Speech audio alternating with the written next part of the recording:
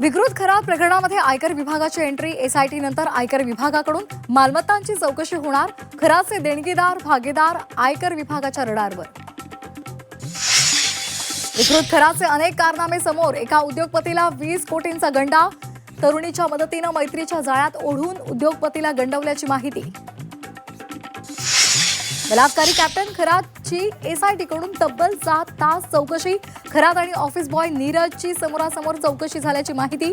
आज पुन्हा चौकशी होण्याची शक्यता. अशोक खरात विरोधात आणखी 3 महिलांची तक्रार. एसआयटी समोर व्यथा मांडली. आणखी काही पीडित महिला पुढे येण्याची शक्यता. इराणमध्ये सैन्य पाठवण्याचा कुठलाही विचार नाही. युद्धाच्या 22व्या दिवशी व्हाईट हाऊसचं स्पष्टीकरण.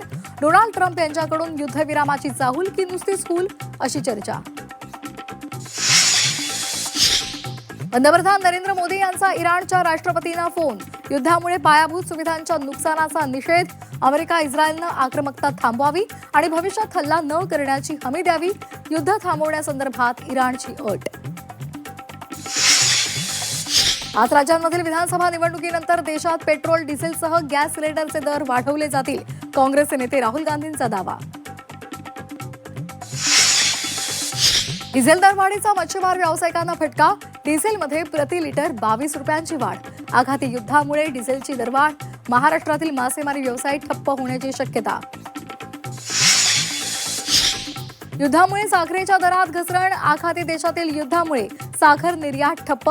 साखरेचा मुबलक साठा असल्यामुळे दरात घसरण. साखरेच्या क्विंटल मागे 100 रुपयांची वाढ. अवकाळी पावसाचा मोठा फटका. पावसामुळे 51,000 हेक्टरवरील पिकं बाधित. 24 जिल्ह्यांमधील शेतकरी संकटात. अहिल्यानगर, संभाजीनगर, नाशिकला सर्वाधिक फटका.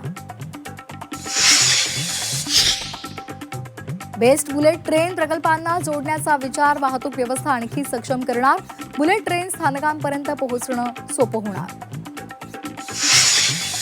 लोकलमध्ये महिलांसाठी गुलाबी डबा. महिलांच्या सुरक्षेच्या दृष्टीनं निर्णय.